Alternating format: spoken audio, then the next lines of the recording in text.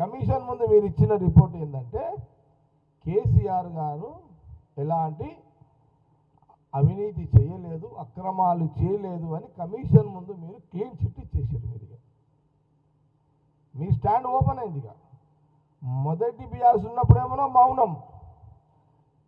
Opposition BJP ఎంపీగా, ఒక BJP ఎంపీగా ఈరోజు ఈటల రాజేందర్ గారు కేసీఆర్ గారు క్లీన్ చిట్ ఇచ్చేసేసాడు. ఈయన ఎలాంటి అవినీతి చెయ్యలేదు అని చెప్పాడు. నేను ఇప్పుడు కిషన్ రెడ్డి గారిని అడుగుతున్నా. కిషన్ రెడ్డి గారు మీరు అధ్యక్షులు, సెంట్రల్ మినిస్టర్, క్యాబినెట్లో సెంట్రల్ క్యాబినెట్ మినిస్టర్, మీ తర్వాత బండి సంజయ్ గారు. నేను అడుగుతున్నా, ఈరోజు కేసీఆర్కి క్లీన్ చిట్ ఇచ్చిన ఈటల రాజేందర్ గారిని మాటని మీరు ఏకీభవిస్తున్నారా? దాన్ని సమర్థిస్తున్నారా?